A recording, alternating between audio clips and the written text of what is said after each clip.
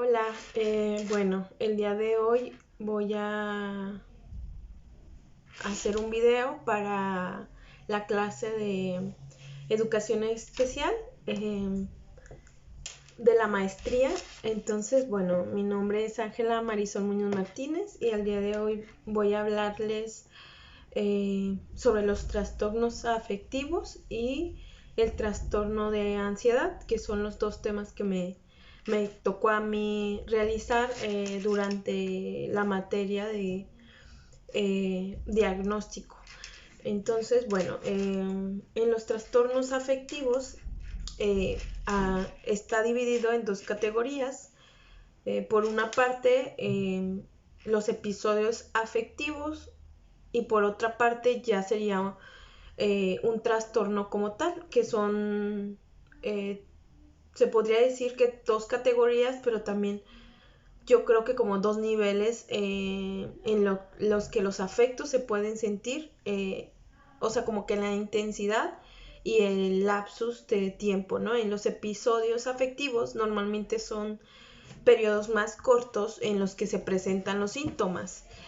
Y bueno, dentro de los episodios aparece la depresión mayor, el maníaco, el mixto y el hipomaníaco, que son esas cuatro categorías los que podrían presentarse en episodios que varían de una semana a otra. En cambio, en los trastornos, pues ya sería algo más prolongado, por un tiempo más intenso, más largo, más duradero, y bueno, en eso se entraría el bipolar, la depresivo, el depresivo mayor, el distímico, el ciclotímico, que son como ya cuando cierta cantidad de síntomas se presentan por periodos más largos e intensos.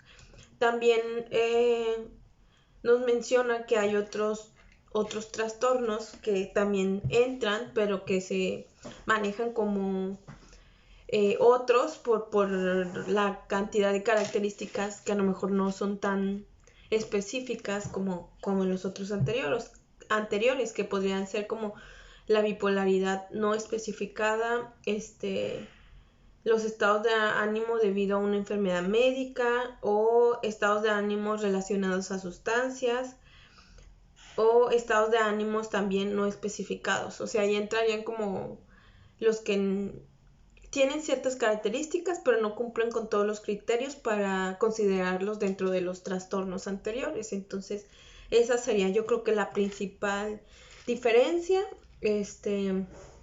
Bueno, que es un trastorno del estado de ánimo.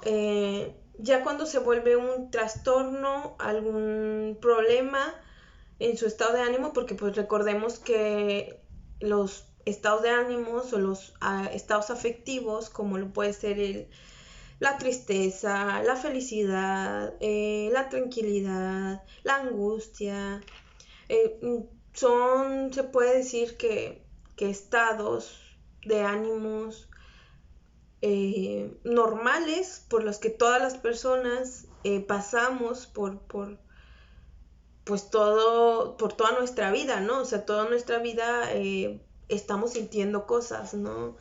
Amor, tristeza, enojo, frustración, alegría, cansancio, o sea, no sé, un montón de emociones que están constantemente presentes, ¿no? Pero en un estado de ánimo ya como un trastorno es cuando hay una alteración o cuando hay una intensidad o es muy prolongado o es algo que se sale de nuestro control. Por ejemplo, cuando alguien está triste y ya no puede controlar la tristeza, que ya no se puede ni levantar de la cama, de la intensidad de tristeza que se siente, y entonces ahí es cuando ya se convierte en una depresión y no solo en una tristeza, porque a veces uno se siente triste pero bueno, sigue haciendo sus actividades o bueno, dice bueno, al rato se me pasa y se pasa, ¿no? Es una emoción que transita y se tolera, ¿no? Cuando ya es una emoción muy intensa es cuando ya pues entraría en un trastorno, ¿no? Entonces, bueno, les decía, los episodios son más cortos, pueden durar semanas, de 2 semanas, 3 semanas por lo regular, o días incluso, o sea, que pueden incluso parecer por algún, no sé, a veces uno puede tener una depresión muy grave, pero tiene que ver con un proceso de duelo o algún proceso o algún momento específico de la vida por el que se desató ese trastorno, ¿no? Pero es como, pues se pasa ese periodo y ese trastorno desaparece. Es ahí cuando es un episodio. Cuando ya no desaparece es cuando ya se vuelve una cuestión más crónica. Y es cuando ya dura semanas, meses, años, ¿no? Incluso para considerarse un diagnóstico, sí requiere cierta cantidad de tiempo, 2 meses, 2 años. Entonces sí va dependiendo también de cada uno de los trastornos, pero sí es algo que va cambiando. Ahora vámonos a el otro tema, que es los trastornos de ansiedad. Bueno, empecemos porque la ansiedad también es una emoción o es un estado de ánimo incluso de sobrevivencia, ¿no? O sea, uno siente ansiedad porque es como una alerta del cuerpo, como del cerebro, que manda señales de, a ver, aquí hay peligro, ¿no? Y entonces hay que escapar, hay que correr, hay que hacer algo, ¿no? Pero eso es cuando realmente hay un peligro real por los que se activa, y entonces uno, pues por sobrevivencia se activa y uno actúa, ¿no? De forma instantánea. Y eso nos permite justamente estar bien, y nos brinda esa alerta para mantenernos a salvo, ¿no? Pero ya cuando se vuelve esa ansiedad en un trastorno, es cuando ya es algo irracionable. O sea, uno está en casa, está en un lugar seguro, no está pasando nada y uno de repente se siente fatal. Y siente mucha ansiedad y mucha adrenalina y siente incluso, bueno, estos ataques de ansiedad que son aún más fuertes, intensos, ¿no? O los ataques de pánico también, que están relacionados. Entonces, bueno, ya eso ya entraría como en un trastorno, ¿no? Cuando realmente no hay ninguna razón, ¿no? Para estar así, ¿no? Y que a veces también tiene que ver con ciertos eventos específicos, y algunos otros tienen que ver con algún trauma. Entonces, bueno, hay que irlos pensando. Por lo pronto, bueno, aquí nos menciona como todo al abanico, ¿no? De los trastornos que entrarían dentro del de ansiedad, que sería el de fobia, la fobia social, fobias específicas, o sea, cuando son específicas a animales, a estar encerrados en alguna habitación, ¿no? Y ya sería como algo más específico. Y bueno, la fobia social, que tiene que ver con esta interacción con los otros. A veces la ansiedad que viene producida más por una cuestión de alguna sustancia, tanto si estás consumiéndola en el momento como si son efectos después de haberla consumido, o si son por abstinencia. Entonces cada uno de esos también se va a ir pensando en una categoría específica, ¿no? Otro tipo de ansiedad que pueda aparecer tiene que ver más con relación con alguna otra enfermedad biológica, o que estés tomando algún medicamento porque tienes X enfermedad física que necesitas tomarte cierto medicamento y ese medicamento te produce ansiedad, o tienes una enfermedad, como yo creo que entraría como en el de la diabetes, ¿no? O sea, los diabéticos tienen mucha ansiedad por comer algo dulce, ¿no? Pero es por la insulina, ¿no? Que la resistencia a la insulina, entonces eso está produciendo la ansiedad, que viene siendo por un elemento externo relacionado al cuerpo. Y bueno, ya vienen luego los trastornos obsesivos compulsivos, los trastornos de angustia, la ansiedad no especificada, que les digo, entraría también que no se cumple de todo con los criterios.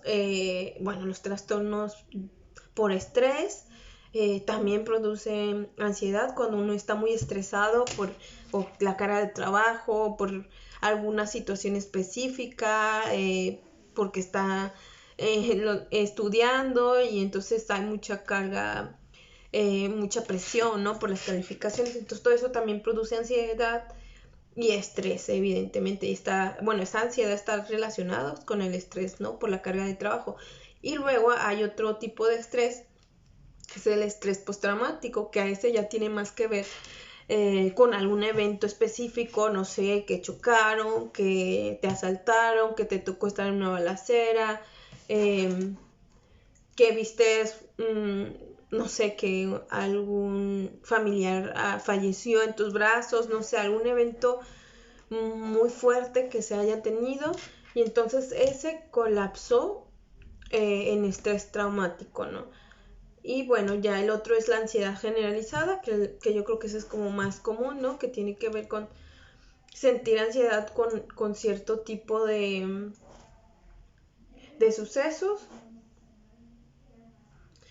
Y bueno, también les digo, los ataques de ansiedad, entonces también entrarían ahí. Entonces, cada una de estas pues tiene sus especificaciones y, y hay que irlas pensando, ¿no? Porque también tiene sus tiempos, ¿no? O sea, para poderse considerar ya como un trastorno, o sea, porque no es nada más que siento estrés porque tengo trabajo, sino que ya es un estrés prolongado, ¿no? Lo que les digo de, bueno, esas cosas a todos nos pasan, ¿no? O, por ejemplo, esto de la fobia social.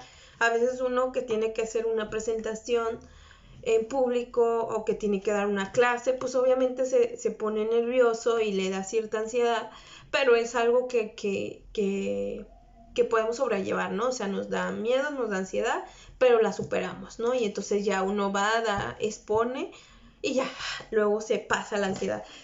Cuando no pasas ansiedad o cuando ni siquiera se puede lograr hacer ciertas cosas porque la ansiedad no te lo permite, ahí es cuando ya se vuelve un trastorno. Y también el tiempo que dura de prolongación. Entonces, bueno, esas son las consideraciones que uno tiene que tomar en cuenta. Y bueno, sería todo por hoy, por esta ocasión. La idea es también hablarlo un poquito así cortito, ¿no? Pero ser claros y tocar los temas que se abordaron en clases. Y bueno, sería todo de mi parte. Gracias por escucharme y bueno, nos vemos.